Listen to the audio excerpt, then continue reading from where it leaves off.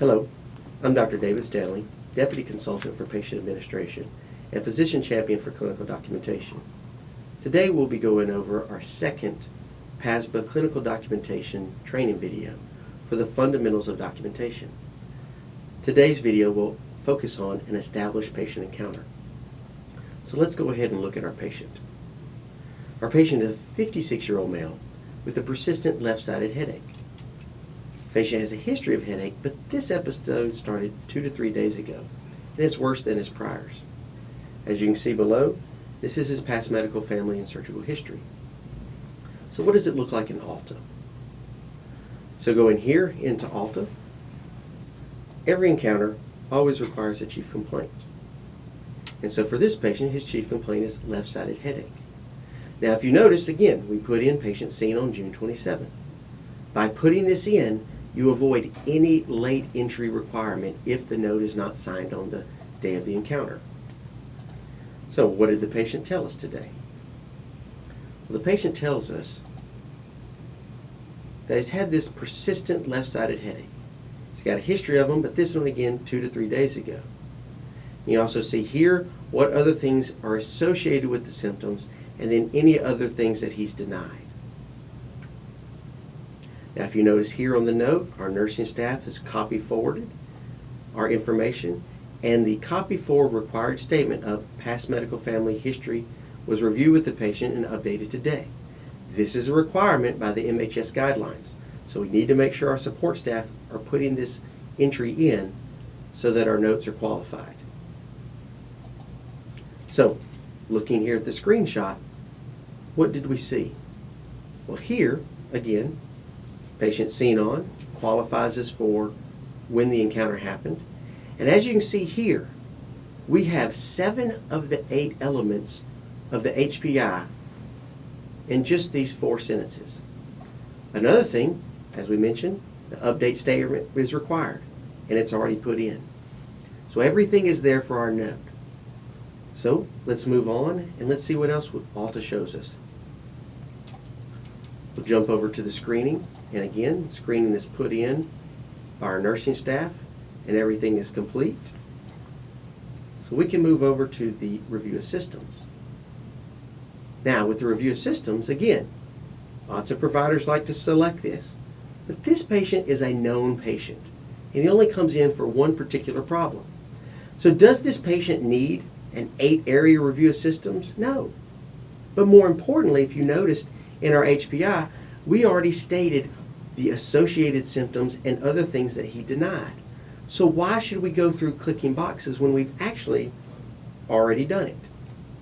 You could actually use a shortcut here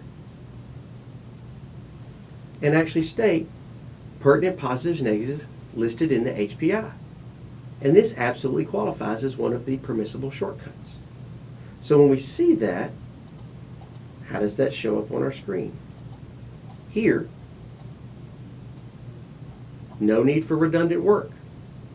It's already been covered, so we don't have to reiterate it. It's moving over to the physical exam. With the physical exam, of course, we can go through and click all the boxes that we need to. Or again, we can use a free text. And on this patient, we've already done everything, and so let's use our own free text because we wanted to keep a concise, focused exam. He does have a history of hypertension as well, and so we checked to make sure there was nothing cardiovascular. We made sure he didn't have any labored breathing, no nasal discharge, made sure it wasn't sinus related. Check that out. And we noticed on our head exam that yes, he had some muscle spasms above his left ear. He's alert and oriented and no sensory abnormalities were noted. So we've really covered everything in our physical exam that we needed to. So how would this show up on our screenshot? If we selected all of the buttons that we wanted to and did our physical exam, our note would end up like this. Or again, if we focus on our template, our note could look like this. Again, it's whatever is easiest and fastest for you to get accurate documentation completed. But definitely focus that physical exam so that you're not doing extra things. A patient who comes in for a headache typically wouldn't need an abdominal exam unless something in your HPI led you to believe that, and definitely wouldn't need a GU exam or something else.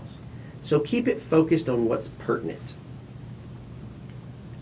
So going back to our assessment and plan, this patient came in for a headache.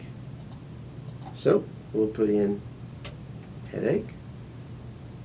As you can see here, headache R51. Again, notice lowercase root code. These are the ones you want to go for.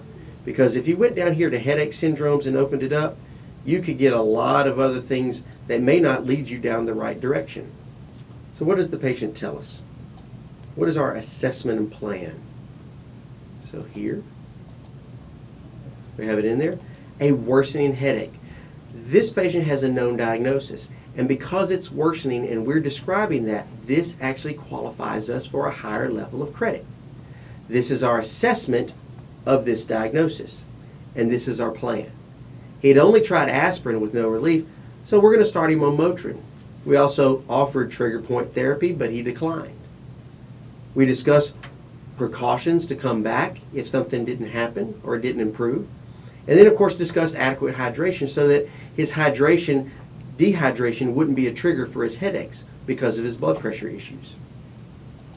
So how does that look when we get into our dispo screen? So notice here, this is what ALTA is going to show us. That with our physical exam, if we selected everything out and ALTA picked up those click boxes, ALTA is trying to tell us that this is a 99213 encounter. But there's no medical decision making yet. ALTA didn't pick it up. It didn't pick up our one diagnosis. The biggest flaw of ALTA is that ALTA calculates for established patients the highest two areas, and in this case, expanded problem focus and detailed, to give us a level 3. But this is wrong. The MHS rules state that medical decision making must be one of those areas. Now, when we accurately select out, worsening diagnosis is worth 2 points here, and the risk is moderate because the nature of the presenting problem, a known established diagnosis with an exacerbation, is a moderate. So we have a low complexity here. But when we updated our review of systems to be an extended, because we had 6 to 7 review of systems, ALTA is now reading detailed and trying to tell us that with this override it's a level 4. But that's not correct. A level 4 is actually associated with a moderate complexity decision making. But again, our MDM was low complexity. And a 99213 is set for low complexity.